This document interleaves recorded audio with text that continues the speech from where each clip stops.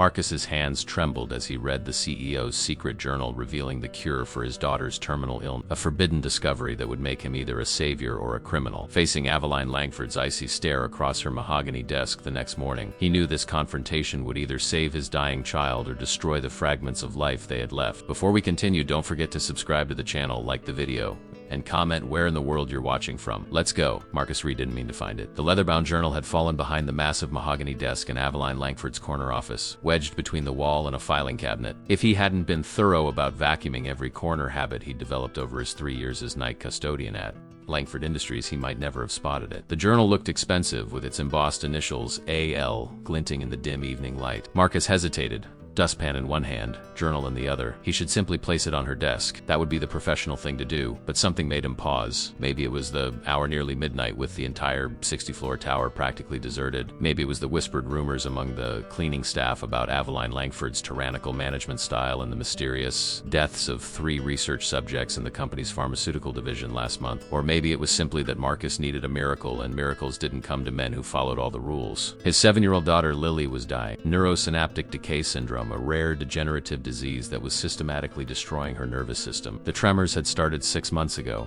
Now she could barely hold a crayon. The specialist had given her less than a year unless some revolutionary treatment emerged. Marcus slipped the journal into his uniform pocket, finished his shift, and headed home to his small apartment in the city's East End. The babysitter, Mrs. Hernandez from next door, was asleep on the couch. He paid her, sent her home, and checked on Lily. She slept peacefully, her dark curls splayed across the pillow, tiny chest rising and falling. Looking at her, no one would guess the war raging inside her body. Only after ensuring she was sound asleep did Marcus take out the journal, settling at their small kitchen table. He hesitated again, fingers tracing the expensive leather. This was wrong. This was a violation of privacy. This was possibly illegal. This was also possibly his daughter's only chance. He opened the journal and began to read. The first pages contained mundane notes, meeting reminders, expense calculation, personal reflections on executive decisions. But then, around page 30, the entries changed. Kay's condition worsening. Dr. Finch promises phase 3 will reverse the symptoms. I've invested too much to back out now.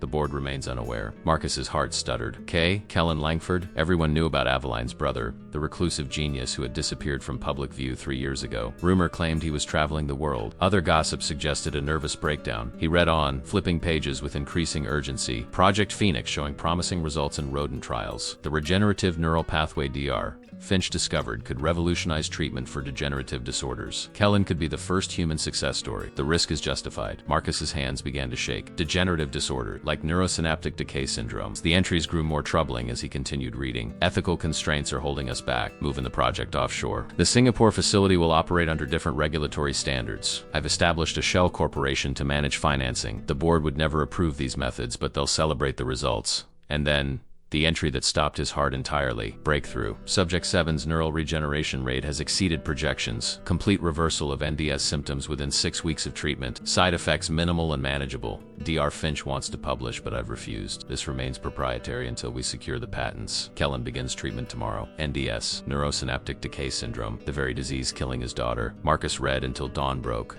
piecing together the story. Langford Industries had developed an experimental treatment for N.D. Savellin's brother's condition, but instead of seeking FDA approval and making it widely available, they were keeping it secret, planning to patent it and likely charge astronomical prices once released. People were dying. Children like Lily were dying, while a cure sat locked away in Langford's research vaults. His alarm beeped. 5:30 a.m., time to get Lily ready for school. He closed the journal, heart pounding with equal measures of hope and fury. What should he do with this information? Go to the press? Blackmail Langford? Beg her? Later that day, after dropping Lily at school, Marcus made a decision. He would confront Aveline Langford directly. It was foolish, possibly suicidal for his career, but he was out of options. Lily didn't have time for him to navigate bureaucracy or legal channel. He called in sick to his night shift and instead arrived at Langford Tower at 9 a.m. the following morning, wearing his only suit, the one from his wedding 7 years earlier before cancer took his wife and left him a single father. "I need to see Miss Langford," he told the receptionist, summoning every ounce of confidence he could muster. The receptionist smiled politely. "Do you have an appointment?" "No, but I have something of hers. Something important." He patted his bag where the journal rested. "I'm sorry, sir, but Ms. Langford doesn't take unscheduled meetings." "Tell her it's about Project Phoenix," Marcus said quietly. The receptionist's smile froze. She made a phone call, speaking too softly for him to hear. After hanging up, her expression had transformed to one of careful neutrality. 58th floor. Her assistant will meet you. The elevator ride felt endless. When the doors opened, a severe-looking man in an impeccable suit waited. "Mr. Reed, this way." He was escorted not to an office but to a conference room with floor-to-ceiling windows overlooking the city. The view was spectacular, but Marcus barely noticed. His heart hammered so loudly he was certain the assistant could hear it. "Wait here," the man said, closing the door behind him. Marcus waited 15 minutes before the door opened again. Aveline Langford entered, her presence commanding the room instantly. In person, she was more intimidating than her photograph stall. Immaculately dressed in a tailored black suit, her dark hair pulled back in a sleek ponytail. Her eyes, gray as winter storm clouds, assessed him cold. "You're the janitor," she stated. "Not a question." "Yes, ma'am." "And you have something of mine?" Marcus removed the journal from his bag and placed it on the glass conference table. Aveline's expression didn't change, but he noticed her shoulders tighten slightly. "You read it," she said, voice dangerously soft. "Yes.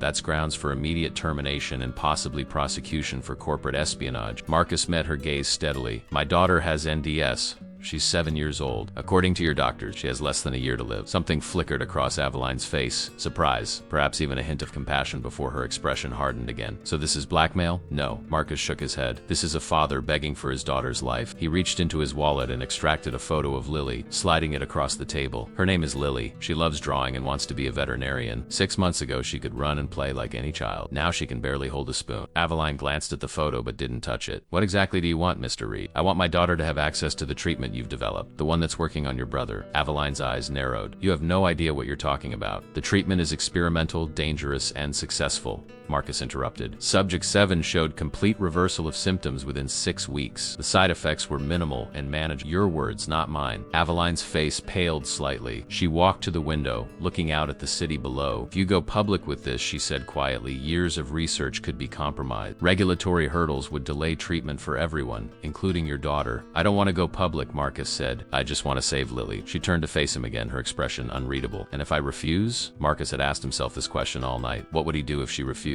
He had no leverage beyond the information in the journal, which she could easily deny. "Then I'll do whatever it takes," he said simply. "She's all I have." For a long moment, Aveline studied him, her calculating gaze seeming to peer into his soul. Then she pressed a button on the conference phone. "Graves, come in here." The assistant entered immediately. "This is Marcus Reed," she told him. Effective immediately, his daughter Lily is to be enrolled in the Phoenix trial. Priority status. Have Dr. Finch prepare everything. And Mr. Reed will be taking a new position with the company. Special advisor to my office on facility operations. Marcus stared at her, unable to comprehend the sudden reversal. "Why?" he managed. Aveline's gaze flicked to the family photographs visible on her desk through the open door of her office. "Because Mr. Reed," she said, her voice softer than before, "I understand what it means to watch someone you love fade away. Be at the Singapore facility tomorrow morning, 8 a.m. Bring your daughter." She extended her hand across the table, offering not just a handshake but a lifeline. "Do we have a deal?"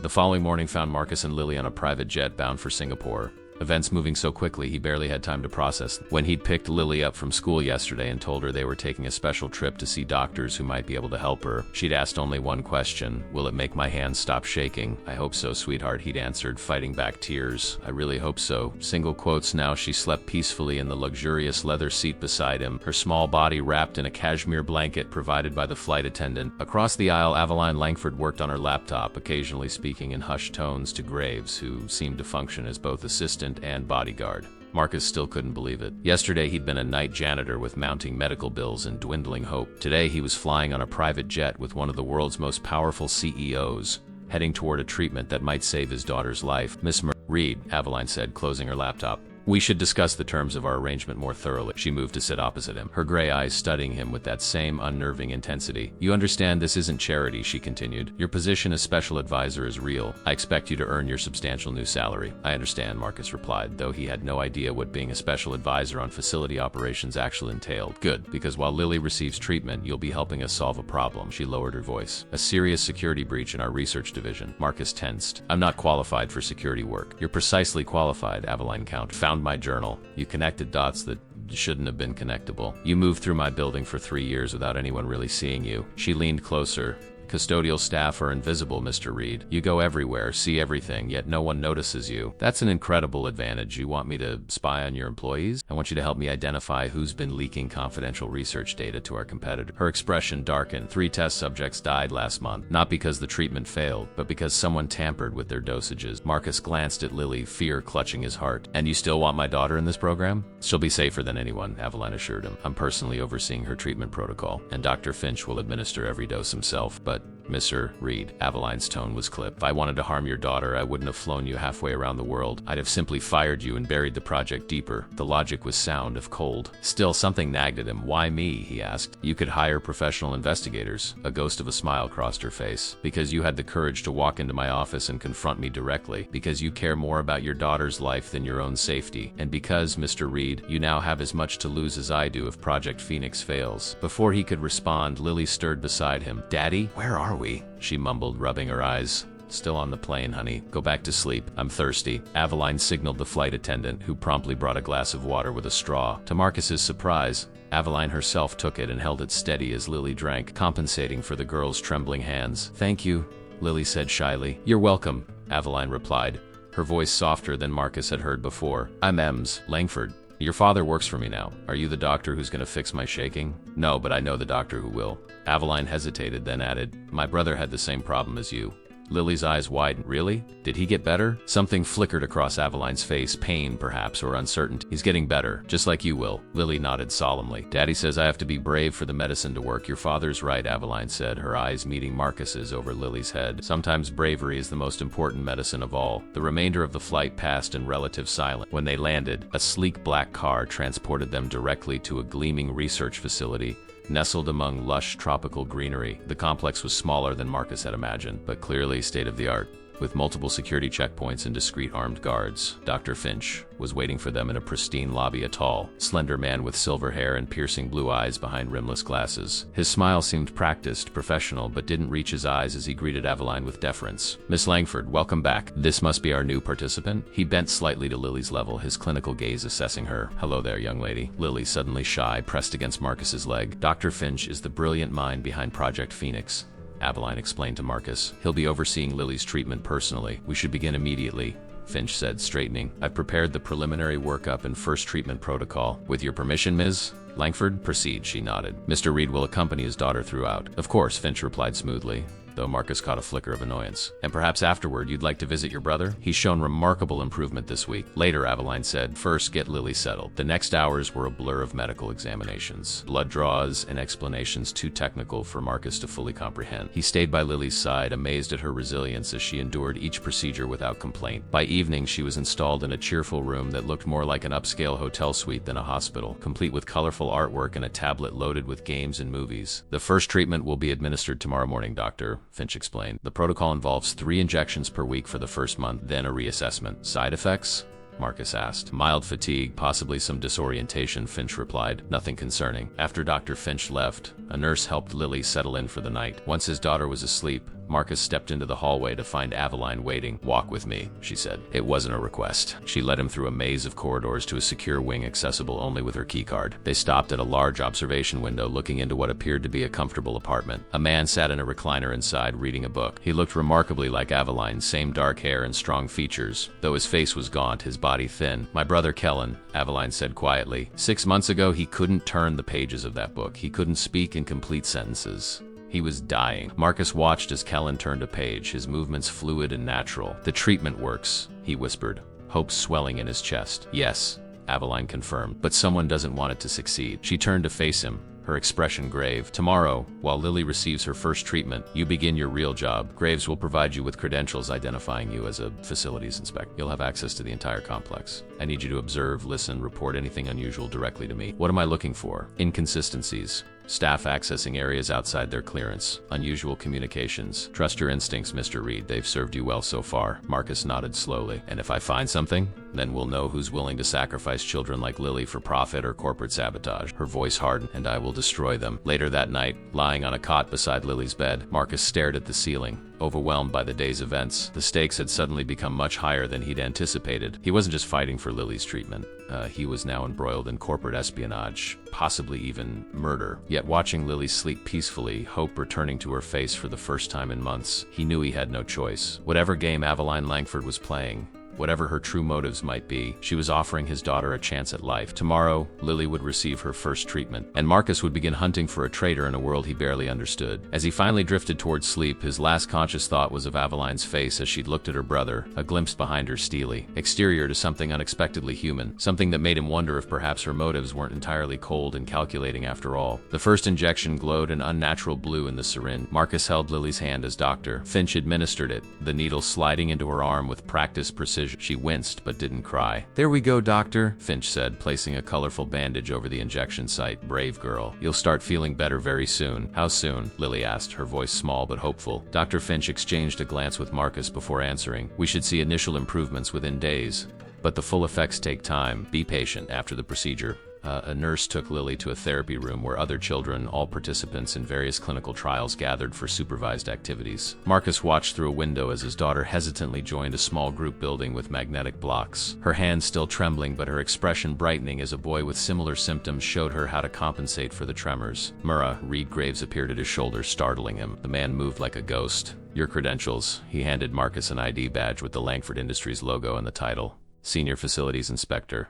The photo was the same one from his janitorial badge. "Ms. Langford expects you to begin immediately," Graves continued. "You'll find the maintenance coveralls in your quarters. Staff have been informed of a comprehensive facility audit. Use it as cover for your observations." "How will I know what to look for?" Marcus asked, still watching Lily. "Use your intuition," Graves replied. "You found the journal when no one else would have. Apply that same attention to detail here." He handed Marcus a tablet. "This connects directly to Miss Langford. Document anything suspicious, no matter how trivial it might seem." Within the hour, Marcus had changed into gray coveralls that looked official enough to pass scrutiny. The ID badge opened most doors in the facility, and the tablet contained detailed schematics. To anyone watching, he appeared to be conducting a legitimate inspection. He began systematically, starting at the lower levels and working upward, noting ventilation systems, electrical panels, and security camera placements. The work wasn't unfamiliar. He'd done similar inspections as part of his custodial duties at Langford Tower, just never with such high-level access. By mid-afternoon, he'd covered 3 floors without noticing anything obviously suspicious. Most staff barely acknowledged him, their eyes skimming over the facility's designation on his badge with the usual dismissiveness reserved for maintenance personnel. On the 4th floor, however, something caught his attention. A laboratory technician, young woman, dark hair pulled into a severe bun exit at a restricted area marked Storage Unit B with unusual haste. When she spotted Marcus checking an electrical panel nearby, she froze momentarily before composing herself. "Inspection?"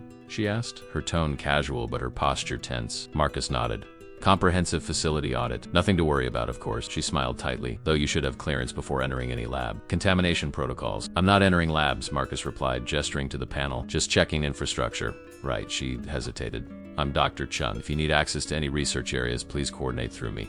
As she walked away, Marcus noticed she was clutching a small vial in her lab coat pocket, something she seemed intent on concealing. He made a note on his tablet, including a brief description and the time. He continued his rounds, documenting several other minor anomalies: a guard missing from his post, a security camera positioned at an unusual angle, a researcher working alone in a lab after hours. None seemed overtly suspicious, but Aveline had told him to note everything. At dinner time, he returned to Lily's room and found her sleeping peacefully, a nurse monitoring her vitals. "The first treatment often causes fatigue," the nurse explained. "She did very well in therapy today. Made friends with another NDS patient, a boy named Theo." "Any improvements?" Marcus asked, hope edging his voice. "It's too soon," the nurse smiled kindly, "but her neural activity readings are promising." Marcus sat beside Lily's bed, watching her chest rise and fall. After everything they'd been through, after all the doctors who'd offered nothing but grim timelines, here they were in a place that might actually save her. The enormity of it washed over him suddenly, and he found himself fighting back tears. A soft knock at the door interrupted his thoughts. Aveline Langford stood in the doorway, her expression unreadable. "How did she respond to the treatment?" she asked, entering the room. "Well, apparently," Marcus replied. "She's sleeping now, Dots." Aveline nodded, her gaze lingering on Lily's face. "And your observations today?" Marcus hesitated, aware of the nurse's presence. "I'd prefer to discuss those privately." "Of course." She gestured for him to follow her. They walked to a small conference room where Graves was waiting with a secure laptop. Marcus described his observations, feeling oddly self-conscious. Nothing he'd seen seemed particularly damning. "Dr. Chun," Aveline repeated when he mentioned the technician. "Show me." Graves pulled up personnel files, displaying Dr. Eliza Chun's credentials and photo. She was a biochemist with impressive qualifications, recruited from a competing pharmaceutical company 2 years earlier. "Storage Unit B contains raw compounds for the Phoenix serum," Aveline noted, her brow furrowing. "She shouldn't be removing anything without documentation. Could she have legitimate reasons?" Marcus asked. "Possibly. But combined with this," Aveline gestured to Graves, who typed rapidly, pulling up security logs, "she's accessed that storage unit 16 times times in the past month. Protocol requires only 2 inventory checks in that period. That doesn't prove anything, Marcus pointed out. No, Aveline agreed. But it's a pattern worth investigating. She studied him. What's your impression of her? Marcus considered. Nervous when she saw me, defensive, but that could be normal when someone's watching your work. Aveline nodded thoughtfully. Continue your observation. Focus on personnel working directly with the treatment components. Dr. Chun, obviously, but also Dr. Nichols in neuropharmacology and Dr. Zhao in cellular regeneration. After the briefing, Marcus returned to Lily's room, planning to spend the night on the cot beside her bed. To his surprise, he found Aveline sitting with Lily, who had awakened and was showing her a drawing she'd made in therapy. And this is Theo, Lily was explaining, pointing to a stick figure. He has the same problem as me, but worse. Can't walk anymore. That must be difficult for him, Aveline said, her tone gentler than Marcus had heard before. He says the medicine is making him better. Lily looked up as Marcus entered. Daddy! Ms. Langford came to visit me. I see that, Marcus said, nodding to Aveline. It's very kind of her. I was just leaving. Aveline stood. Rest well, Lily. The medicine works better when you sleep. After she departed, Lily showed Marcus her drawings and chatted excitedly about her new friend Theo before finally drifting back to sleep. Marcus sat in the dim light thinking about the day's events when a text message appeared on his secure tablet. Meet me at observation room 7. Now.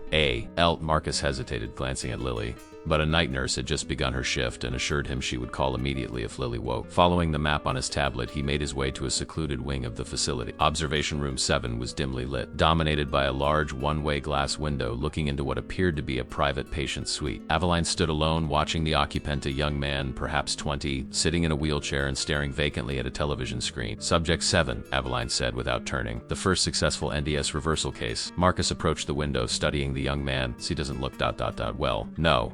Aveline agreed grimly. 3 weeks ago, he was walking, talking, showing 90% neural regeneration. Then something changed. His progress reversed dramatically. What happened? Someone tampered with his medication. Her voice was cold with fury. Someone replaced the Phoenix serum with a compound that not only halted his recovery, but accelerated his deterioration. Marcus felt a chill run through him. Could it happen to Lily? Not if I can help it, Aveline replied. I've implemented new security protocols for her treatment, Doctor. Finch prepares each dose personally, and I verify it before administration. She turned to face him, her expression severe in the dim light. This is why your work matters, Miss Reed. Subject 7 is the same age my brother was when symptoms first appeared. 19. A brilliant future ahead of him. Now ... She gestured toward the window. Do you know who did it? Marcus asked. I have suspicions. No proof. She handed him a small device. This is a specialized scanner. It detects trace elements unique to the Phoenix serum. Use it discreetly when inspecting labs. If anyone is diverting or tampering with the formula, this will help us find them. Marcus took the scanner, the weight of responsibility settling heavily on his shoulders.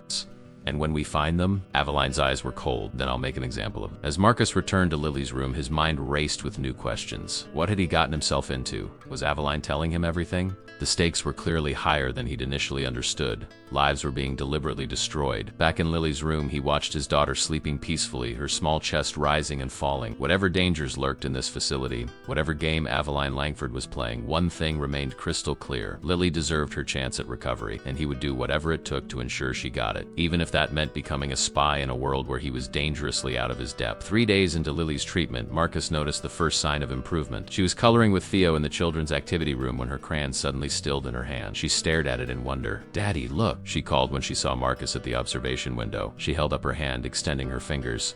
The tremor was still there, but noticeably diminished. It's working. Marcus felt his throat tighten. He'd been so focused on his covert investigation that he'd almost forgotten the miracle unfolding before his eyes. The treatment was working. His daughter was getting better. Dr. Finch confirmed it during the afternoon evaluation. Neural regeneration is proceeding faster than expected, he reported, reviewing the scans. Her cerebellum shows increased activity, and the tremor amplitude has decreased by nearly 30%. That's remarkable, Marcus said, studying the before and after images on the screen. Indeed, Finch's thin lips curved into something approximating a smile. Ms. Langford will be pleased. She's taken a personal interest in Lily's case. After the doctor left, Marcus took Lily for a walk through the facility's enclosed garden, watching her move with slightly more coordination, pointing excitedly at tropical flowers and colorful birds. He felt hope blooming inside him, a sensation almost foreign after months of despair. Later that evening, as Lily slept, Marcus resumed his investigation. Using his maintenance credentials, he accessed the pharmaceutical storage areas, discreetly employing the scanner Aveline had provided. Most areas showed normal readings, but in Lab 3, used primarily by Dr. Chun. The scanner detected unusual concentration Phoenix serum's trace elements in a cabinet ostensibly containing standard antibiotics. He documented his finding, photographing the cabinet's contents without disturbing. As he was finishing, the lab door suddenly opened. Marcus quickly pocketed the scanner and pretended to check a ventilation duct. Dr. Chun entered, startling when she saw him. Miss Reed, working late? Just finishing up, he replied, keeping his voice casual. HVAC systems need the most attention when labs are vacant. Of course. She moved to a workstation, watching him peripherally. I'm surprised EMS. Langford authorized maintenance during off hours. Security protocols are quite strict. Special authorization. Marcus tapped his badge. Comprehensive audit, Doctor. Chun nodded, turning to her computer. How is your daughter responding to treatment? I hear she's showing promising results. The question seemed innocent enough, but something in Chun's tone raised Marcus's instincts. How did she know about Lily's progress? That information wasn't widely shared. She's doing well, he answered vaguely. Thank you for asking. The Phoenix protocol is revolutionary, Chun typing something into her term. Such a shame about Subject 7's setback. Such promising progress, then suddenly regression. Marcus felt a chill. He couldn't tell if she was fishing for information or sending a veiled threat. I'm not familiar with the medical details, he replied carefully. I just inspect the facilities. Of course, Chun smiled thinly. Well, don't let me keep you. Marcus finished his pretend inspection and left, immediately sending a secure message to Aveline. Need to speak urgently. 20 minutes later, they met in her private office on the top floor of space, as impeccably designed as her office in New York, though with a view of tropical forest rather than urban skyline. Dr. Chun knows about Lily's progress, Marcus reported, pacing, and she mentioned Subject 7's regression in a way that felt ... deliberate. Aveline's expression dark. What did your scan reveal? Marcus showed her the readings and photos. Phoenix serum components where they shouldn't be, hidden in plain sight. This is concerning but not conclusive. Aveline studied the images. She could claim research purposes. There's more, Marcus continued. I've been tracking staff movements. Chun meets regularly with a security guard named Reeves at shift change brief encounters that look casual but follow a pattern. Aveline raised an eyebrow. Surveillance wasn't in your job description. I learned to observe people as a janitor, Marcus replied. You see a lot when everyone thinks you're invisible. A hint of approval crossed Aveline's face. Reeves has access to the pharmaceutical storage areas and to patient rooms, including Subject 7. Marcus nodded. And potentially Lily's. The implication hung heavily between them. If Chun and Reeves were working together to sabotage treatments, Lily could be in danger. Aveline moved to a secure terminal, pulling up personnel files. Reeves was hired 6 months ago. Impeccable background. Former military? Too impeccable? Possibly. She frowned. I'll have Graves investigate his finances. Follow the money. What about Dr. Chun? We need more evidence before confronting her directly. Aveline turned to face Marcus. I want you to continue your official inspection duties, but focus on surveillance. Document every interaction between Chun and Reeves, every unusual access to storage areas, and Lily's safety. I've already doubled security on her treatment preparation. Finch oversees everything personally, and I verify each dose. Her expression softened slightly. I won't let anything happen to her, Marcus. You have my word. It was the first time she'd used his first name. The subtle shift felt significant somehow. Thank you, he said quietly. Her progress is remarkable. Aveline continued, faster than we typically see. Her neural plasticity must be exceptional. Like your brother's? Aveline's face clouded. Kellen was similar before the setbacks. Can I ask ... single quotes? Marcus hesitated. What caused his condition in the first place? For a moment he thought she wouldn't answer. Then she walked to the window, staring out at the darkened jungle. Genetic predisposition accelerated by environmental factors. Her voice was measured. Our father's company, before I transformed it into Langford Industries, worked with experimental pesticides. Kellen spent summers at the main research farm as a teenager. Symptoms appeared in his late teens, progressed rapidly in his 20s. I'm sorry, Marcus said, seeing the pain beneath her controlled exterior. The Phoenix protocol was developed specifically for him, she continued. We were making progress, real progress. Then the sabotage began. Why would someone want to sabotage a treatment that could help someone? Aveline turned back to face him. Money, control. Our competitors would pay billions for this formula. Others might want to delay it for regulatory capture or market manipulation. Her expression hardened. Or perhaps someone objects to my methods. Not everyone appreciates the sacrifices necessary for medical advancement. The statement hung in the air, raising new questions in Marcus's mind. What sacrifice? What had Aveline done in her quest to save her brother? Before he could ask, his tablet pinged with an alert from Lily's room. Heart pounding, he checked the notification, just a routine medication reminder. Still, the moment reminded him how precarious their situation remained. I should get back to her, he said. Aveline nodded. Tomorrow, focus on the staff connection. We need to identify everyone involved before we act. As Marcus turned to leave, she added, Your daughter's progress gives me hope, Marcus, for her and for Kellen. The following days established a rhythm. Mornings were devoted to Lily's treatments and therapy, afternoons and evenings to Marcus's investigation. He documented multiple interactions between Dr. Chun and Reeves, and identified a third possible conspirator lab assistant named Park, who frequently worked late hours without apparent purpose. Meanwhile, Lily continued to improve. By day 7, her tremors had reduced by over 50%. She could hold a spoon steady enough to feed herself, could draw with precision that brought tears to Marcus's eyes. She's a miracle case, Doctor, Finch declared during their weekly review. Neural regeneration exceeding all projections. Marcus wanted to believe it was simply the treatment working as designed, but part of him wondered if Lily was receiving special attention due to Aveline's involvement. Either way, he was grateful. On the 8th night, Marcus's investigation took a dramatic turn. While monitoring the labs after hours, he observed Dr. Chun meeting Park in a rarely used storage room. Through the crack in the door, he photographed them transferring vials from a secure container to an ordinary medical kit. Just as he was about to report this to Aveline, a firm hand gripped his shoulder. He turned to find Reeves, the security guard, his expression grim. "Mr. Reed," Reeves said quietly, "you need to come with me." "Why?"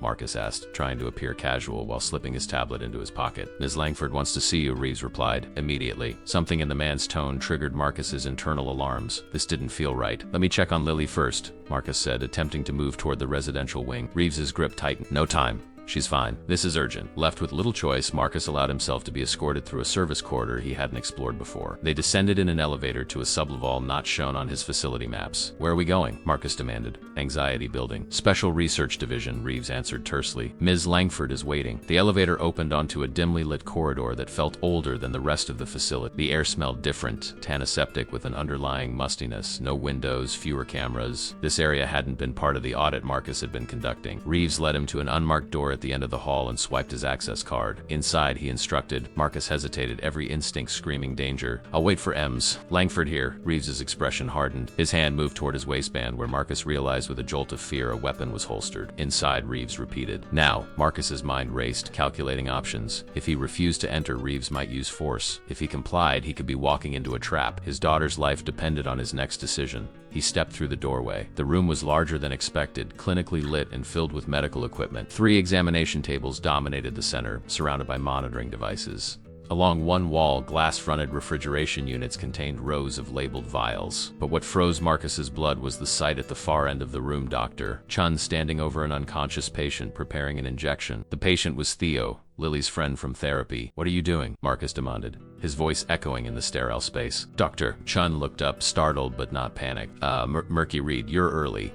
"Early for what?" He glanced at Theo's still form. "What are you doing to him?" "Relax, Doctor." Finch's voice came from behind. Marcus turned to see the chief researcher entering through another door, looking irritated. "This is a scheduled procedure, part of the boy's treatment protocol." "At midnight? In an unmarked lab?" Marcus challenged. "With armed security?"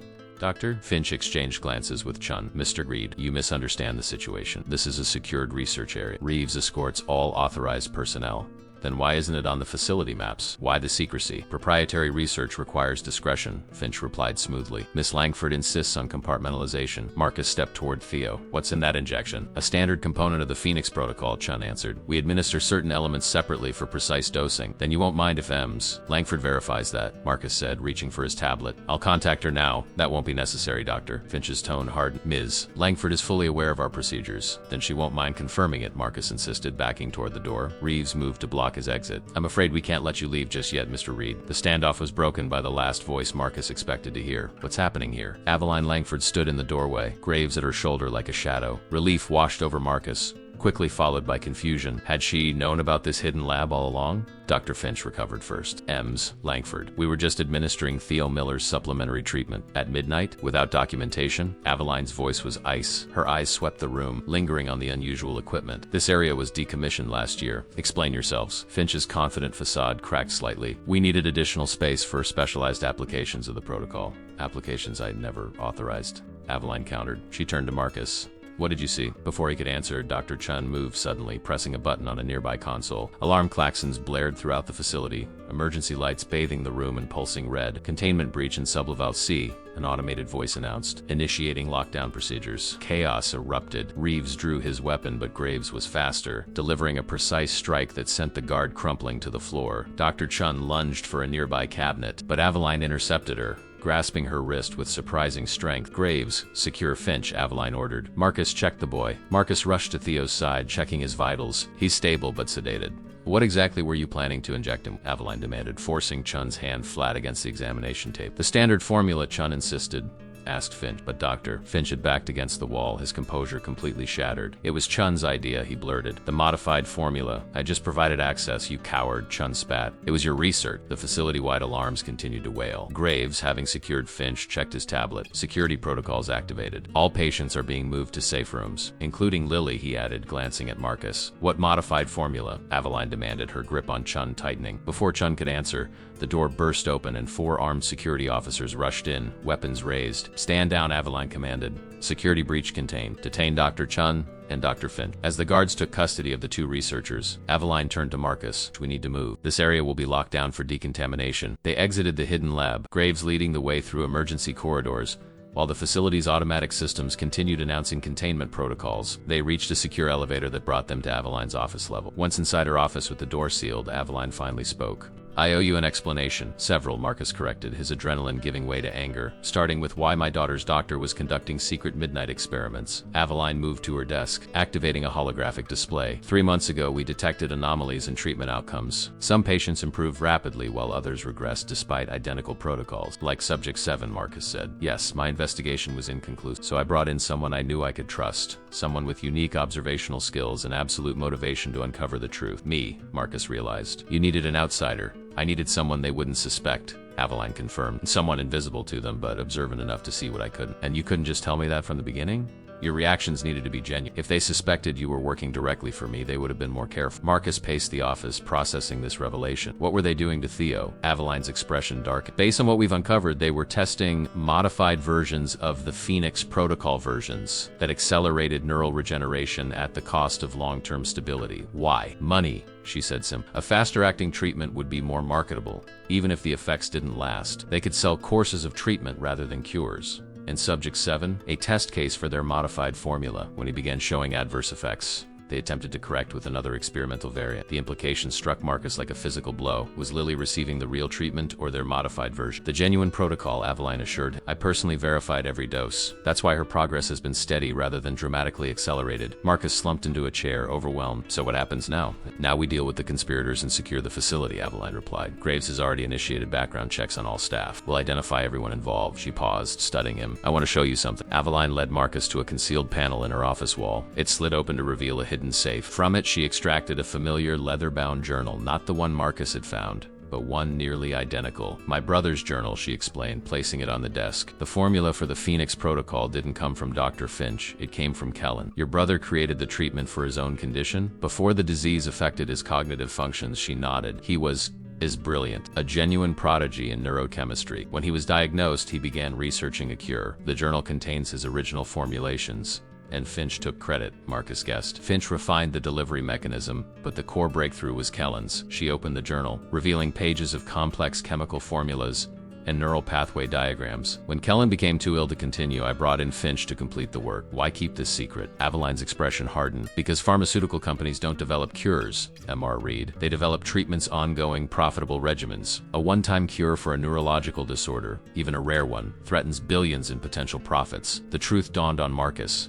"You're not just fighting saboteurs, you're fighting the entire industry." "Precisely. If we announce a cure, the regulatory barriers will suddenly become insurmountable. Clinical trials will be delayed, data questioned, patents challenged. Meanwhile, people like Kellen and Lily will continue to suffer and die. So you created this facility offshore, outside normal oversight." "I did what was necessary," she stated unapologetically, "for Kellen, and now for Lily." Marcus studied her face, the determined set of her jaw, the unwavering conviction in her eyes. The woman he'd initially seen as a cold corporate tyrant was revealed as something far more complex. A sister fighting desperately to save her brother, willing to operate in moral gray areas to achieve what she believed was right. It reminded him of his own desperation when he'd stolen her journal, his willingness to risk everything for Lily. "What's our next step?" he asked finally. A subtle smile touched Aveline's lips at his use of we secure the facility, identify all conspirators, and accelerate the legitimate treatment program, she replied. Lily's progress proves the genuine protocol works. We need to document it properly, create an ironclad case that even the regulatory agencies can't dismiss. And Chun and Finch, they'll face consequences, she said simply. Corporate espionage carries significant penalty. A notification appeared on Aveline's secure terminal. Patient secure zones activated. All subjects stable. Lily's safe, she told Marcus. You can see her soon. Marcus nodded, relief washing through him. You know they'll come after you when this goes public. The pharmaceutical giants, regulatory agencies, everyone with a financial stake in keeping this treatment off the market. Let them try, Aveline replied, a steel edge to her voice. I didn't build Langford Industries by backing down from fights. She closed Kellen's journal, her fingers lingering on the cover. Tomorrow morning, I'd like you to meet with my legal team. We need to discuss your new position, my position. Special advisor was always temporary, she explained. I'm creating a new role. Director of Patient Advocacy for the Langford Foundation. You'll oversee the selection process for treatment candidates, particularly children with NDS. Marcus stared at her, stunned. Why me? Because you found the journal, Aveline said simply. Because you were willing to risk everything for your daughter. And because, she added, her voice softening almost imperceptibly, I need someone who understands what's truly at stake. The facility operated in crisis mode for the next 48 hours. Security personnel vetted every employee. Patient treatments continued under heightened supervision, and Aveline personally oversaw the investigation into how deeply the conspiracy had penetrated her organization. Through it all, Marcus remained by Lily's side, watching her improvement with a mixture of joy and lingering anxiety. On the morning of the third day after the midnight confrontation, Marcus sat in Aveline's office as her legal team outlined his new position. The room felt different in daylight, less intimidating, more purposeful. Floor-to-ceiling windows revealed lush jungles stretching to the horizon, a stark contrast to the clinical environment within. The Langford Foundation will be separate from Langford Industries, explained Patricia Way, the lead counsel. This provides certain regulatory advantages and tax benefits, but more importantly, it creates a firewall between the commercial applications of the Phoenix Protocol and its humanitarian deployment. Marcus studied the contract before him, 50 pages of dense legalese establishing his position as the Foundation's inaugural Director of Patient Advocacy. The compensation package made him lightheaded. It was more money than he'd earned in 20 years as a janitor. You'll identify candidates for treatment, prioritizing children with advanced NDS. Way continued. Your experience with the medical system and personal connection to the condition makes you uniquely qualified. What about my qualifications on paper? Marcus asked. I'm a janitor with a high school education. Your title will be adjusted to reflect your relevant experience, Way replied smoothly. Special Representative for Family Services. The Board of Directors understands your unique value. Marcus glanced at Aveline, who sat silently observing the proceedings. He couldn't read her expression. And what happens when Lily completes her treatment? He asked. When she's cured, if you wish to continue your work with the Foundation, we would welcome it, Way answered. If not, a generous severance package ensures your daughter's future educational and medical needs will be met. It was a perfect offer, everything he could have hoped for, and more. So why did it feel like he was missing something? I'd like to discuss this with Ms. Langford privately, Marcus said. The legal team exchanged glances but complied, gathering their materials and exiting discreetly. When the door closed, Marcus turned to Aveline. Why are you doing this? He asked directly. The truth. Aveline rose from her chair and walked to the window. I told you I need someone who understands what's at stake. There are plenty of parents with sick children who understand the stakes. Why me specifically? She turned to face him. Because you found the journal. That was luck. No, she countered. That was observation. Attention to detail. You noticed what everyone else missed. Then you had the courage to confront me directly. She paused. Do you know how rare that combination is, Mr. Reed? Most observant people are cautious. Most courageous people miss details. Marcus considered this. There's more you're not telling me. A hint of a smile touched her lips. Always, but nothing that contradicts what I've... She moved closer. You've proven yourself valuable, Marcus. I reward value. Before he could respond, her secure terminal chimed with an urgent message. Aveline checked it, her expression darkening. What is it? Marcus asked. Dr. Chun has escaped custody. Marcus felt a chill. How? Unknown. Graves is investigating. She activated her comlink. Double security on all patients immediately. Priority on Lily Reed and Kellen Langford. She turned back to Marcus. Go to your daughter. I'll handle this. Marcus found Lily in the facility's education center, working on a tablet with remarkable steadiness. Her tremors had diminished to the point where they were only noticeable when she was tired or stressed. She beamed when she saw him. Look, Daddy. She held up the tablet showing a complex puzzle she'd completed. I did it all by myself. Marcus hugged her, trying to mask his concern. That's amazing, sweet pea. How about we take a break in your room? Maybe watch a movie? Is something wrong? Lily asked, too perceptive for her age. No, just some facility issues they're sorting out, he reassured her. Nothing to worry about. As they walked back to Lily's room, Marcus noted the increased security presence, subtle but unmistakable. Additional guards at intersections, heightened ID checks, staff moving with deliberate purpose. Inside Lily's room, a surprise awaited them. Kellen Langford sat in a wheelchair by the window, a nurse standing attentively nearby. He turned as they entered, offering a smile that immediately reminded Marcus of Aveline, reserved but genuine. "Mr. Reed," Kellen greeted him. His voice was stronger than Marcus had expected, though still bearing traces of his condition. "And this must be Lily. Aveline told me about you both." "Mr. Langford," Marcus acknowledged, surprised. "I didn't expect ... My sister thought we might be safer," Kellen explained, glancing at the nurse who nodded confirmation. "And I wanted to meet the famous Lily. May I?" He extended a hand that trembled slightly. Lily approached without hesitation, placing her smaller hand in his. "You have the shakes too," she observed. "I do," Kellen confirmed, "but less than before." "Like you. Are you getting better?" she asked with a child's directness. "Yes.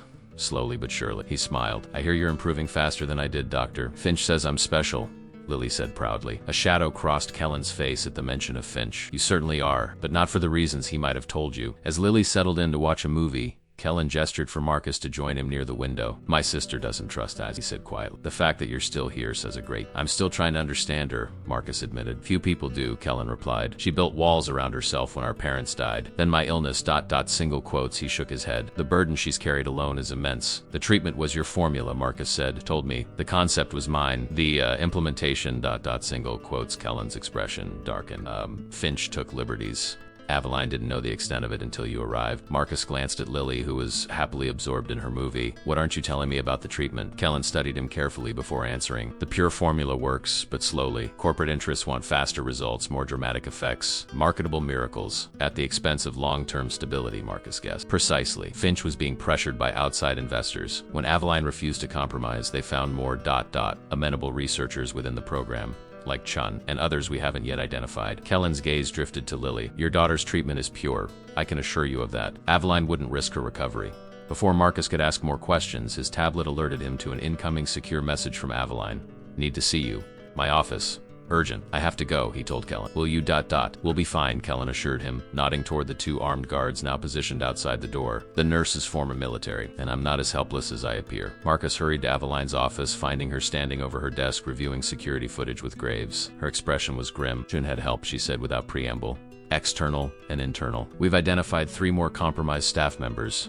"How bad is it?" "Bad enough," she replied. "The formula has been leaked. Partial data, but enough to be dangerous." "To whom?" "Helix Pharmaceuticals, Graves. Our primary competitor. They're already filing patents on modified versions of key components." Marcus felt a surge of anger. "They're trying to steal the cure." "Not steal. Control." Aveline's voice was cold. "If they secure key patents, they can block our path to market or force licensing agreements that would make the treatment prohibitively expensive. What do we do?" Aveline pushed a document across the desk. Not a contract this time, but a press release. Marcus skimmed it, eyes widening. "You're going public with the treatment?" "Tomorrow morning," she confirmed. "Full disclosure of the Phoenix Protocol, complete research data, patient outcomes, everything. But you said the regulatory barriers would be insurmountable if we tried to work through normal channels," she finished. "But public opinion is a powerful force, Marcus. Imagine the headlines. Miracle cure for deadly neurological disease held hostage by corporate patents." Marcus understood the strategy. "You're creating a public relations nightmare for anyone who tries to block it." "Precisely. Patents can be challenged, regulatory processes can be expedited, but only if there's enough public pressure."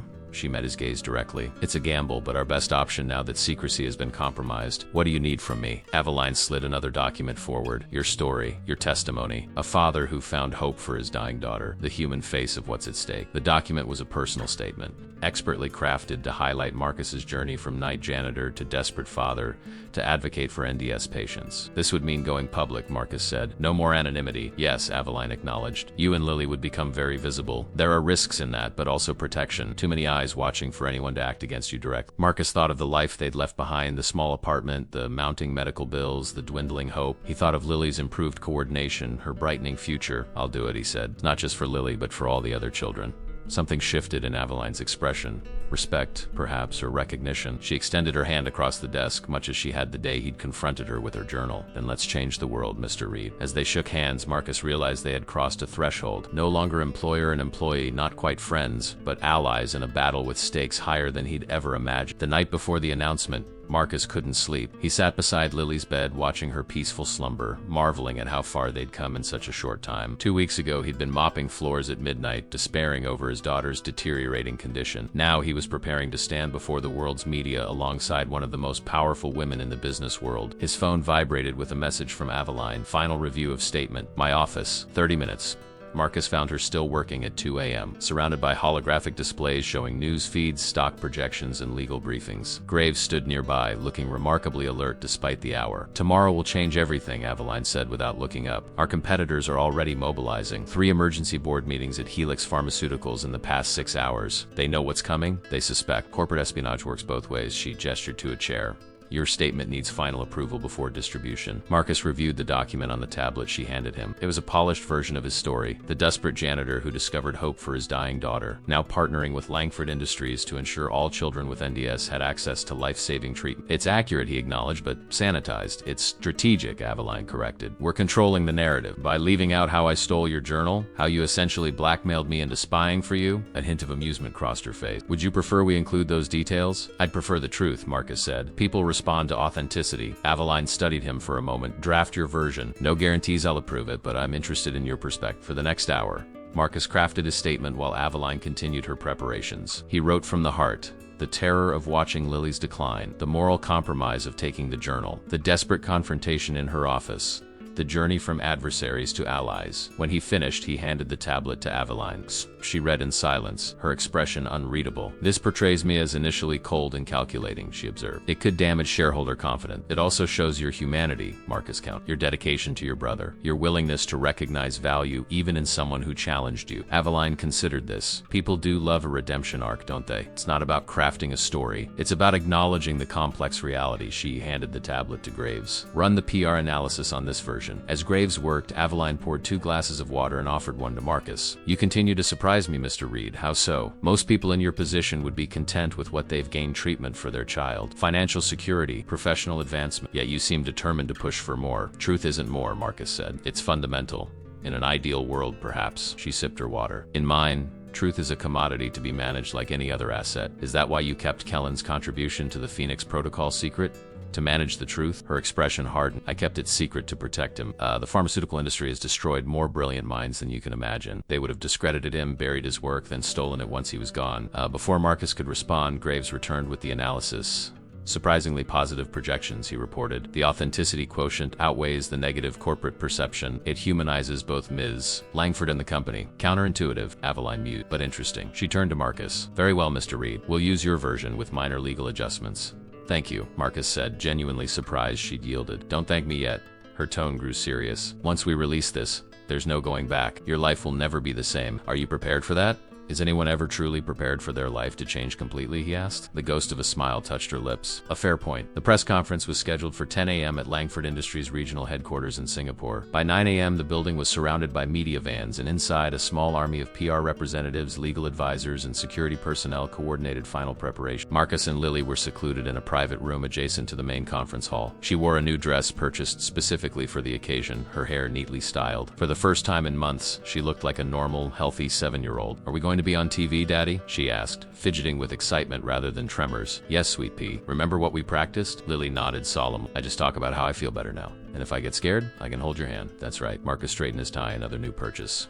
The tailored suit felt foreign after years in custodial uniforms, but Aveline had insisted on proper attire for the announcement. A soft knock preceded Aveline's entrance. She wore a sleek charcoal suit, her dark hair pulled back in her signature style. Despite the high stakes, she appeared completely composed. It's time, she said. The room is at capacity. Every major news outlet, medical journal, and financial publication is represented. Marcus took a deep breath. Lily, remember to stay close to me. Actually, Aveline interjected, I'd like Lily to sit with Kellen during the main presentation. He's in a private viewing area. It might be easier for her. Single. Marcus hesitated. I'd prefer to keep her with me. The questions will be aggressive, Marcus, potentially frightening for a child. Her voice softened. Kellen specifically requested her company. He said she reminds him of what we're fighting for. After a moment's consideration, Marcus agreed. A staff member escorted Lily to Kellen's viewing room.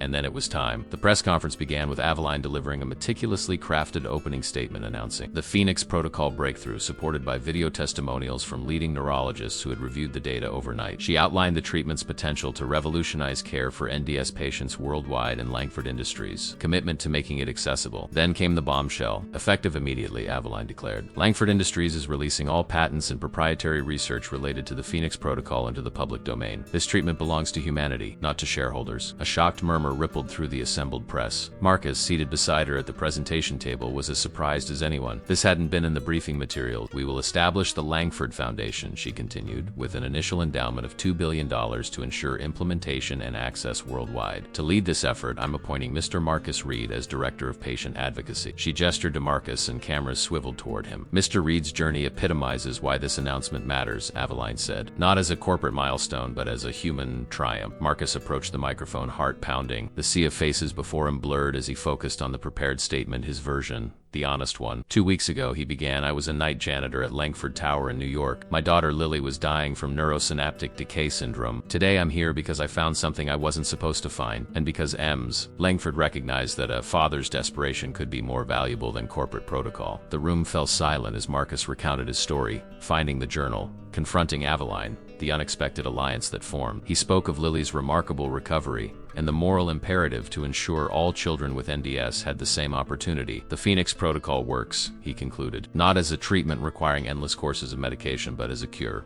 That's why powerful interests would prefer it remain controlled or suppressed. Ms. Langford could have chosen profit. Instead, she chose humanity. I'm here to ensure that choice wasn't in vain. The press erupted with questions, shouted over one another in a cacophony of demands for clarification, verification, and speculation about financial implications. Through it all, Marcus maintained his composure, deferring technical inquiries to the medical team and addressing the human elements directly. One question cut through the noise. Mr. Reed, given your lack of medical or corporate experience, why should anyone believe your account over potential criticisms from established pharmaceutical research? Marcus met the reporter's skeptical gaze. Because my daughter was dying 6 weeks ago. Today she can hold a pencil steady enough to write her name. That's not a financial projection or a laboratory theory. That's reality. The press conference lasted 2 hours.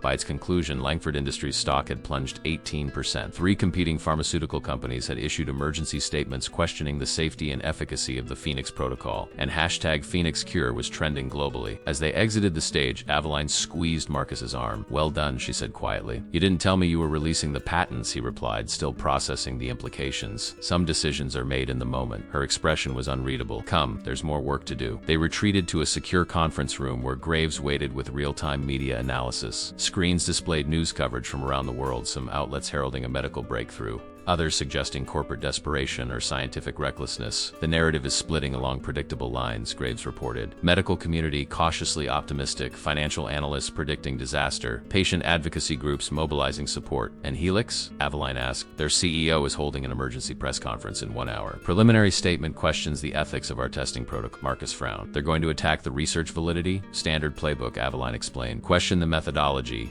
Demand additional trials, delay implementation while developing their own version. What's our counter? A cold smile touched her lips. Patient testimonials, starting with Lily and Kellen, live interviews, neural scans before and after, irrefutable evidence of efficacy. She turned to Marcus. The real battle begins now. Are you ready? The world exploded in the days following the press conference. #PhoenixCure dominated social media. News cycles revolved around Langford Industries' shocking decision to release the patents, and patient advocacy groups mobilized with unprecedented speed. Parents of children with NDS flooded Langford's communication channels, desperate for information and access. Marcus found himself thrust into a spotlight he'd never imagined. His face appeared on news broadcasts globally. Medical journals analyzed his daughter's case. Financial publications debated whether he was a pawn in Aveline, Langford's corporate strategy, or a genuine catalyst for a paradigm shift in pharmaceutical ethics. Through it all, Lily continued to improve. Her tremors diminished daily, her coordination strengthened, and her neurological scans showed remarkable regeneration. She took to the attention with surprising resilience, becoming a natural spokesperson for the treatment's efficacy. I can draw again, she told a reporter during a carefully supervised interview. and I beat Miss Kellen at chess yesterday. Kellen Langford had become Lily's unexpected friend and champion. Though still recovering himself, he spent hours with her daily, teaching her chess and sharing stories about growing up with Aveline. Their bond formed a powerful visual narrative, the brilliant scientist reclaiming his mind and the child, regaining her future. Twin symbols of the Phoenix Protocol's promise. But beneath the heartwarming story, a vicious corporate war raged. Helix Pharmaceuticals led the counteroffensive, publishing expert analyses questioning the treatment's long-term safety. They filed emergency petitions with regulatory agencies in 17 countries, citing ethical concerns about accelerated testing protocols. Their CEO, Richard Voss, made daily media appearances expressing grave concerns about Langford's reckless approach. On the 5th day after the announcement, Marcus found Aveline in her office reviewing deposition transcripts. Dark circles beneath her eyes betrayed her exhaustion. Helix is calling former employees as witnesses, she explained when he inquired. They're constructing a narrative about unsafe research practices.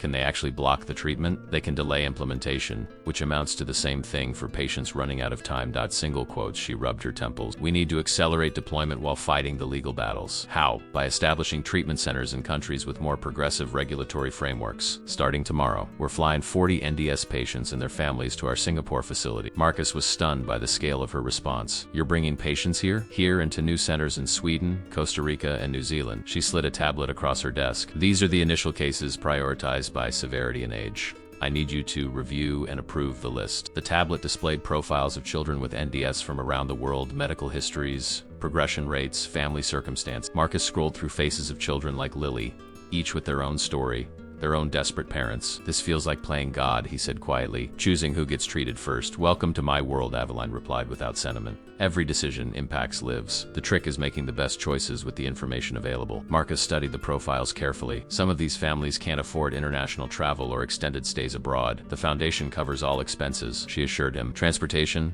accommodation, follow-up care. We've established a support network with translators, counselors, and educational resources. The comprehensiveness of her planning impressed him. While he'd been adjusting to his new public role, Aveline had been building infrastructure for a global medical initiative. There's something else, she added, her tone shifting slightly. Helix is attempting to contact you directly. Their lawyers have requested a private meeting. Marcus frowned. Why would they want to meet with me? To undermine your testimony? To find inconsistencies they can explore? Her expression darkened. To offer you something they think I can't match? A bribe? They would call it an exclusive consultation arrangement or a patient advocacy partnership. The result would be the same, separating you from Langford Industries and compromising your credibility. I wouldn't accept, Marcus stated firmly. I know, she said, surprising him with her confidence, but I need you to meet with them anyway. His confusion must have shown on his face. Corporate warfare requires intelligence, she explained. I need to know what they're planning, what they're willing to offer, how desperate they are. You want me to spy on them? A hint of irony touched her lips. I prefer to call it strategic information gathering. You've proven quite adept at it. Before Marcus could respond, his phone rang. Lily's nurse. His heart jumped to his throat until he heard the reassuring words, routine update, nothing concerning. He realized how quickly parental anxiety had become his constant companion, even as Lily improved. Go, Aveline said, noting his expression. We'll continue this discussion later. Marcus found Lily in the facility's courtyard garden with Kellen, who sat in a wheelchair, though he increasingly could walk short distances with assistance. They were feeding colorful tropical fish in a small pond, Lily laughing as the fish swarmed toward the food. Daddy, mister. Kellen says the orange ones are called koi and they can live for 100 years. Marcus smiled, savoring her excitement, her voice stronger, her movements more fluid each day. That's amazing, sweet pea. Kellen looked up, his eyes clearer than they had been when Marcus first met him. Your daughter has quite an aptitude for biology, he noted. She's been asking some remarkably insightful questions about adaptation mechanisms. She's always loved animals, Marcus replied, sitting beside them. Before she got sick, she wanted to be a veterinarian. And now? Kellen asked Lily directly. I want to be a doctor like Dr. Finch, she replied innocently, unaware of the researchers' betrayal which they had kept from the children. But not for people, for animals with the shakes. Her simple aspirations struck Marcus profoundly. Despite everything, she still looked toward the future with hope, purpose. It reinforced his determination to ensure other children had the same opportunity. That evening, after Lily was asleep, Marcus met with Aveline in a secure conference room. Graves was present, along with Patricia Way from legal. Helix has requested the meeting for tomorrow morning, Way explained. We've arranged for it to take place at Neutral Ground, the Raffles Hotel.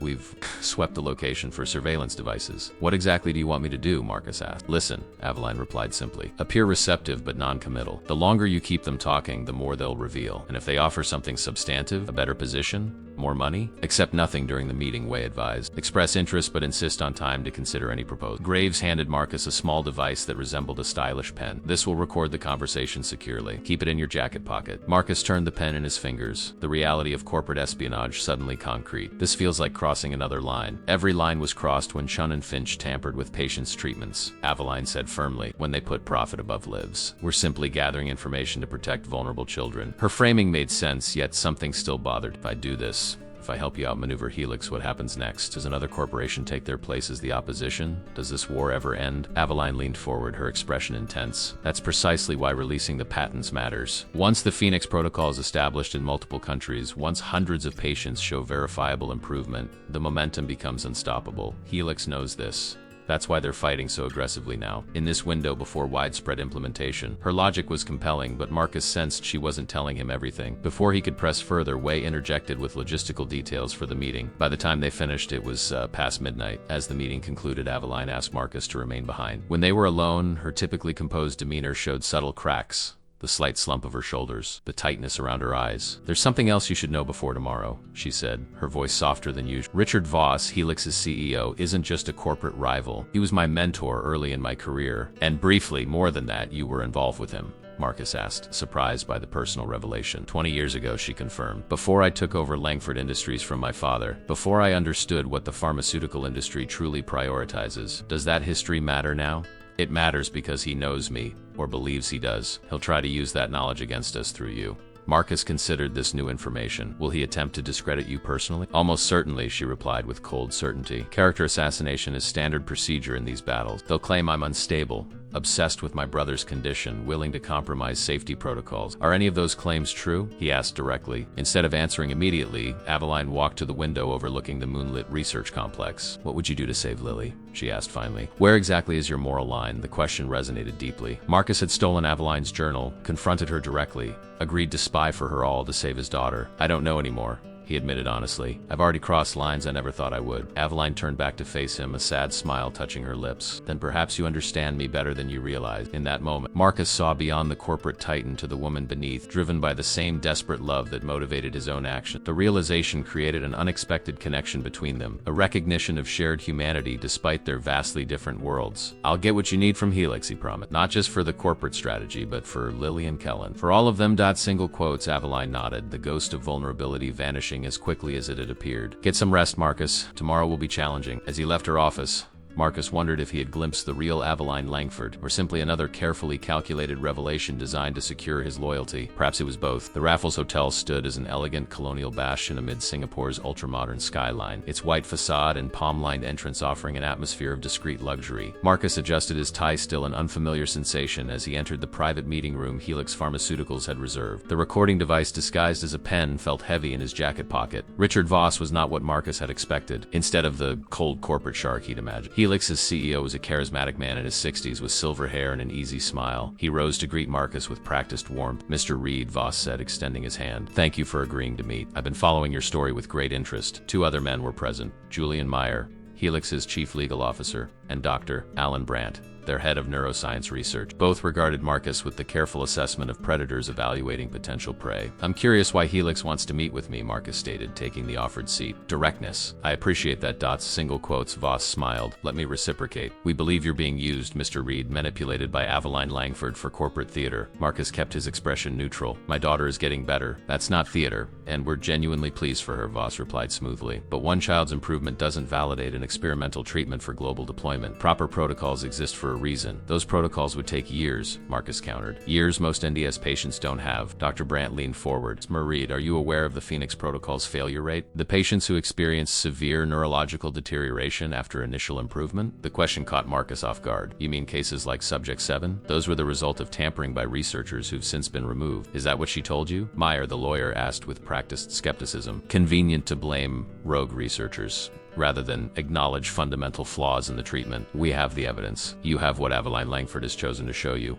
Voss interrupted gently. Consider your position, Mr. Reed, a janitor with no medical background thrust into a global corporate conflict. Are you certain you understand all the pieces on this chessboard? The condescension beneath Voss's concern was evident. But Marcus recognized the strategy: create doubt, exploit insecurity, offer salvation. Why don't you tell me what I'm missing? Marcus suggested, settling into his role as intelligence gatherer. Voss exchanged glances with his colleagues before pressing a button on the table. A holographic display activated, showing complex molecular structures. These are comparative analyses of brain tissue from test subjects, Dr. Brandt explained. The Phoenix protocol creates temporary neural regeneration, yes, but look here. He pointed to areas highlighted in red. Accelerated deterioration follows within months. The treatment ultimately hastens the disease's progression. Marcus studied the displays, wishing he had the scientific background to evaluate their claims. Why would Aveline implement a treatment that would harm her own brother? Desperation clouds judgment, Voss said softly. Aveline has been watching Kellen deteriorate for years. She needs to believe she's found a solution regardless of evidence to the contrary. And releasing the patents publicly? How does that serve her corporate interests? A masterful move, actually, Meyer interjected. When the treatment's long-term failures become evident, no single entity bears legal liability. The damage is diffused across multiple implementers while Langford gets the immediate PR victory. Their narrative was disturbingly plausible. Marcus felt a flicker of doubt before reminding himself of Lily's steady improvement of the modified formulas they'd discovered in Chun's lab. What exactly does Helix want from me? He asked directly. Voss smiled. Your authentic voice, your platform as the human face of this story. We're proposing a joint research initiative, Helix and the Phoenix patients, working together to refine the treatment properly. Under Helix's patents, Marcus guessed. Under proper regulatory oversight, Voss corrected. With full transparency and adherence to established safety protocols. Meyer slid a document across the table. We're prepared to offer you a position as patient advocacy director with complete decision-making authority over treatment access. Compensation would be substantially higher than your arrangement with Langford. Marcus glanced at the figure on the contract. It was indeed substantially higher, nearly triple Aveline's already generous offer. And what about current patients like Lily? He asked, playing his role. Would treatment continue uninterrupted? Absolutely, Dr. Brandt assured him.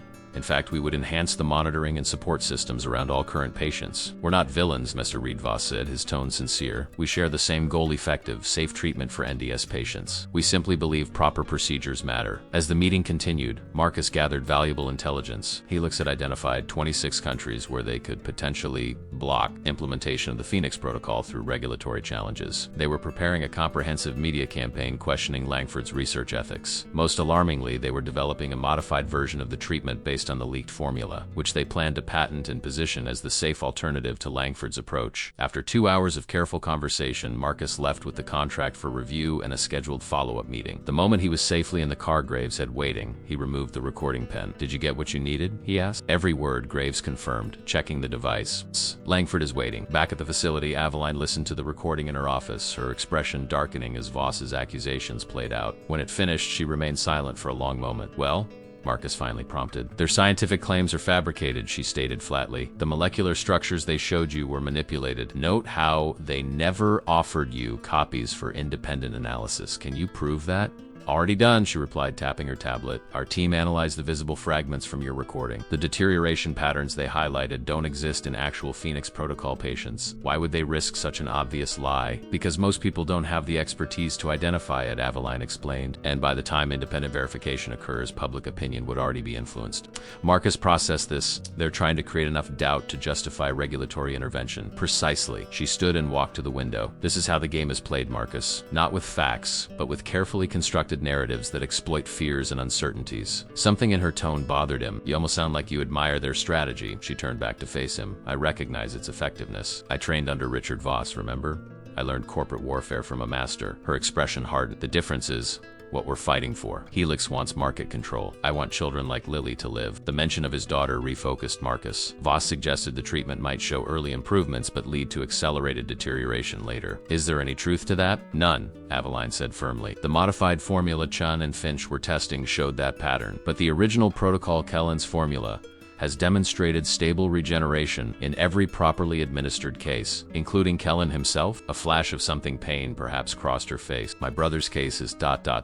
complicated by earlier experimental treatments. Before we perfected the formula, you experimented on your own brother? Marcus asked, unable to keep the shock from his voice. At his insistence, she replied quietly. Kellen was losing his mind piece by piece. Couldn't bear it. When the early trials showed promise but needed human testing, he volunteered. Her voice took on a defensive edge. I wouldn't have chosen that path.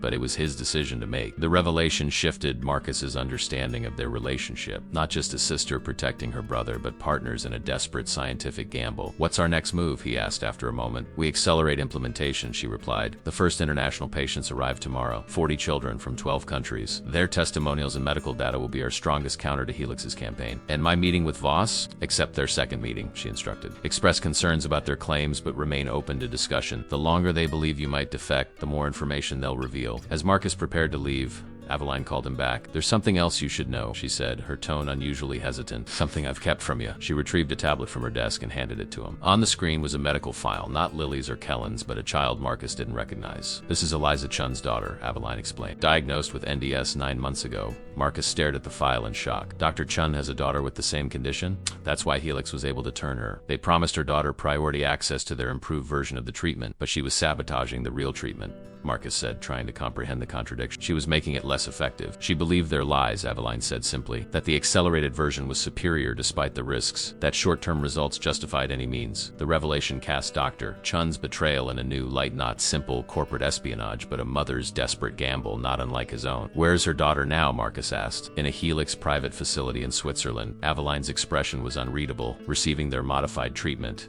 And is it working? Unknown. Helix has restricted all access to their test subjects." Marcus handed the tablet back, a new understanding forming. "This isn't just about patents and profits anymore, is it?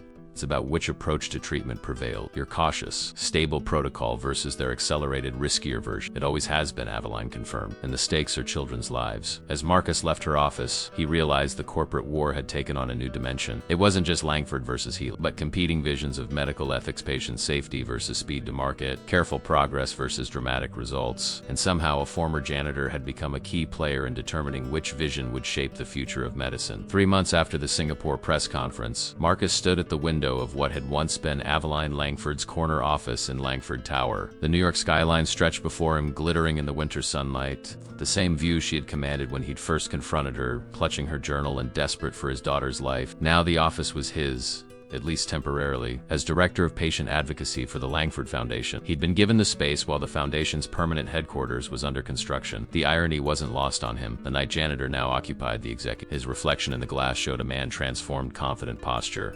Tailored suit, the haunted desperation replaced by purposeful determination. Behind him on the desk sat framed photos of Lily smiling, healthy, completely free of tremors. A soft knock interrupted his thoughts. Patricia Way entered with a tablet displaying the morning's news coverage. "Helix's stock dropped another 12% overnight," she reported. "Their board has called an emergency meeting." "Richard Voss? Still CEO, but rumors suggest not for much longer." She handed him the tablet. The independent verification results published in the New England Journal of Medicine were the final blow. 300 patients across 18 countries showing consistent improvement with no evidence of accelerated deterioration. Marcus skimmed the headlines. The corporate war had turned decisively in their favor over the past weeks. Helix's campaign against the Phoenix Protocol had collapsed under the weight of mounting evidence. Children, like Lily, whose recoveries couldn't be explained away, medical experts validating Kellen's formula, regulatory agencies in multiple countries granting emergency approval. "What about Dr. Chun's daughter?" he asked. Way's expression turned somber. "Helix is still restricting access, but we've received concerning reports from inside their Swiss facility.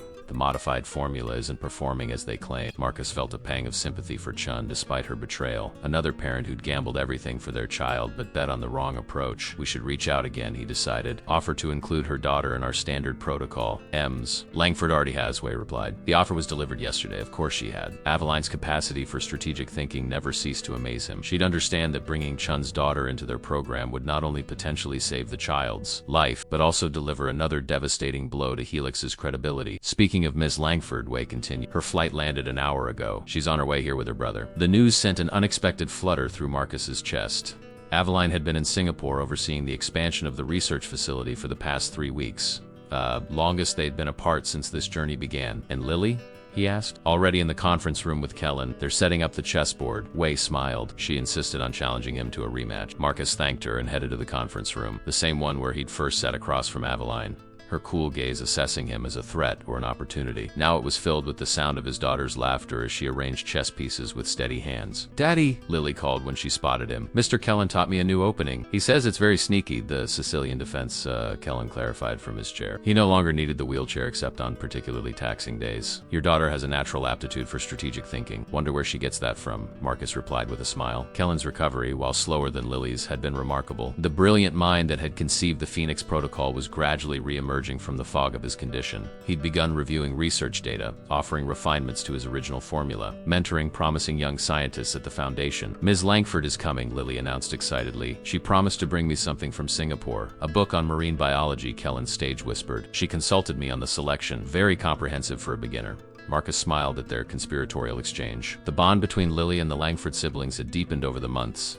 An unexpected family forged through shared experience and mutual respect. The door opened and Aveline entered. Though she wore her customary professional attire, something about her seemed lighter, less rigidly controlled than when Marcus had first met her. Success had softened some of her harder edge. "The conquering hero returns," Kellen greeted her. "Hardly heroic," she replied. "Just tedious negotiations and logistics." But her smile as she handed Lily a beautifully wrapped package belied her dismissive words. While Lily excitedly unwrapped her gift, Aveline drew Marcus aside. "We need to talk," she said quietly. Something's happened." They excused themselves and returned to the executive office. Once the door closed, Aveline's composed facade shifted to reveal genuine concern. "Dr. Chun contacted me directly," she explained. "Her daughter's condition has deteriorated significantly. The modified treatment is failing, exactly as we predicted. Is she willing to switch to our protocol?" "Yes, but Helix is blocking the transfer. They're claiming contractual rights to continue their treatment approach." Aveline's voice hardened. "They're effectively holding the child hostage to protect their research investment." Marcus felt a surge of anger. "What can we do legally?" "Not enough, not quickly enough." She hesitated. "Chun has proposed an alternative. She wants to smuggle her daughter out of the facility. She's asking for our help. That's crossing from corporate conflict into potential criminal action," Marcus observed. "I'm aware." Aveline met his gaze directly, "which is why I wanted to consult you before responding." The moment felt significant. 3 months ago, Aveline Langford would never have consulted a former janitor about such a decision. She would have calculated the risks and benefits and acted unilaterally. "What do you think we should do?" he asked. "The pragmatic choice is to refuse," she answered candidly. "The legal and reputational risks are substantial. The Foundation's work could be jeopardized. But there's a child dying while a treatment that could save her exists." Her expression softened. "I find myself increasingly unwilling to make decisions solely on pragmatic ground." Marcus recognized the subtle transformation in her thinking, the shift from pure strategic calculation to moral consideration. It mirrored his own evolution from desperate father to advocate for all children with NDS. "We help them," he decided, discreetly with plausible deniability, "but we help." Aveline nodded, relieved by his alignment with her instinct. "I've already instructed Graves to prepare contingencies. We'll need to move quickly." They spent the next hour planning the operation. Graves would provide extraction support while the Foundation prepared to receive the child at their New Zealand facility far from Switzerland and under a jurisdiction friendly to their cause. The risks were substantial but calculated. As they finished, Aveline paused by the window where Marcus had been standing earlier. "Strange," she observed, "seeing you here in this office. Life's unexpected turn." "I was thinking the same thing before you arrived," he admitted. "When I first came here, I was desperate, terrified of losing Lily. I never imagined ... that you'd become integral to changing how the pharmaceutical industry operates." She finished for him. "That your courage would help save hundreds of children?" "Any parent would have done the same," he demurred. "No," she countered firmly. "Most would have accepted the prognosis, sought comfort in support groups, focused on making their child's remaining time meaningful. Few would have challenged someone like me directly." The compliment, delivered in her characteristically straightforward manner, touched him deeply. "You've changed too," he noted. "The Aveline Langford I first met would never have risked her corporate interests to help a former employee who betrayed her." A small smile touched her lips. "Perhaps we've influenced each other." Before Marcus could respond, his phone buzzed with an alert. He checked it, his expression shifting to shock. "What is it?" Aveline asked. "Helix just issued a press release," he said, scanning the message. "Richard Voss has resigned, effective immediately. The board has announced a complete reevaluation of their NDS research program, including ... single quotes." He paused, hardly believing the words. "Including plans to collaborate with the Langford Foundation on implementing the original Phoenix Protocol." Aveline moved to read over his shoulder, her proximity sending an unexpected warmth through him. "They're surrendering," she said, surprise evident in her voice. "Completely. Does this mean Dr. Chun's daughter ... can be transferred immediately?" "Yes."